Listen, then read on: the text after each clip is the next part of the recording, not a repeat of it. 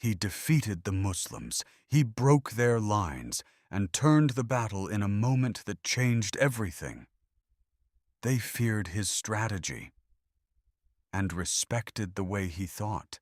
He was not just a warrior, he was a mind that understood war before it even began. But no one expected what came next, because the man who once stood against them would become the sword that defended them. This is the story of Khalid ibn Al-Walid. Around the year 592 CE in the city of Mecca, a child was born into one of the most powerful clans of Quraysh.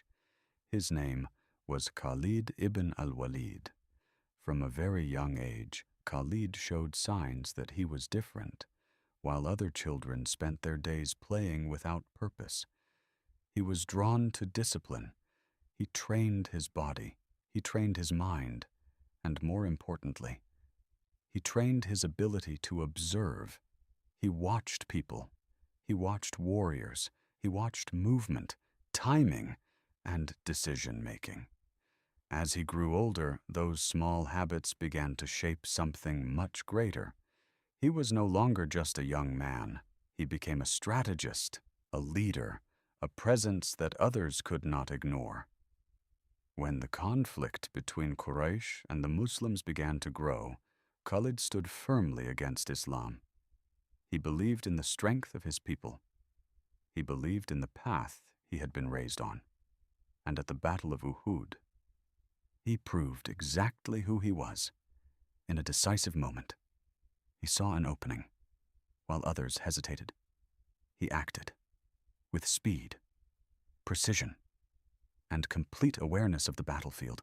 He launched a maneuver that changed the course of the battle. In that moment, Khalid ibn Al-Walid was no longer just a fighter.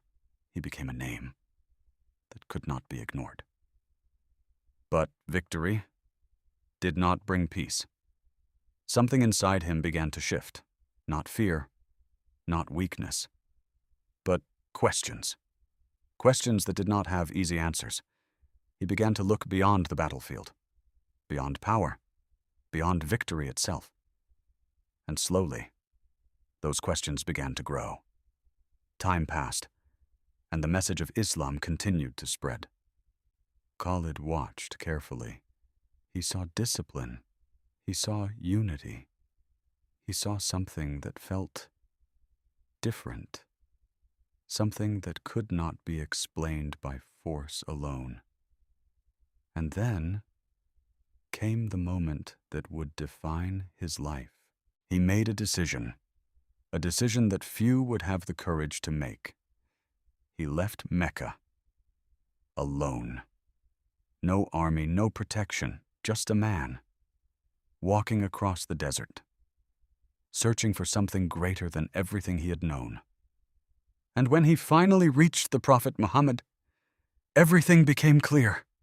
There was no confusion, no hesitation, only certainty. Khalid ibn Al-Walid accepted Islam. From that moment, everything changed. The man who once stood against the Muslims became one of their strongest defenders, and he did not hold back. He gave everything he had, his strength, his experience, his intelligence, his entire life, redirected toward a new purpose. Then came the Battle of Mu'tah, a moment where everything seemed lost. The army was outnumbered, surrounded. The situation was nearly impossible. But Khalid did what he had always done. He thought. He adapted. He moved with precision. Instead of rushing into destruction, he reorganized the army. He controlled the chaos, and with extraordinary leadership, he saved the army from complete defeat. It was after this moment that he was given a name that would echo through history, the Sword of God, Sayf Allah al-Maslul, a title not given lightly, a title earned through action. From that point forward, Khalid ibn Al-Walid became something greater than a commander. He became a symbol. In battles like Yarmouk, His strategies reshaped the future of entire regions. He moved faster than his enemies expected. He adapted quicker than they could react, and he led with a level of control that few could ever match. But what made Khalid truly remarkable was not just his victories, it was his humility. Because even after everything he achieved, he understood something many never do. That leadership is not about position, it is about purpose. When he was removed from command, he did not resist, he did not complain, he did not walk away. Instead, he continued to fight, not as a general, but as a soldier, loyal, disciplined, unshaken. Years passed, battles came and went, and the man who had faced death so many times reached the end of his journey. He did not fall on the battlefield. He did not die in war. Instead, he passed away peacefully, around the year 642 CE. It is said that his body carried the marks of countless battles, scars from every direction, proof of a life lived in war.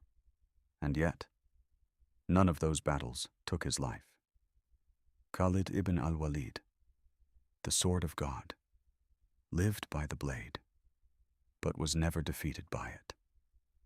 Because some men are not remembered for how they die. They are remembered for how they lived and how they changed the world forever.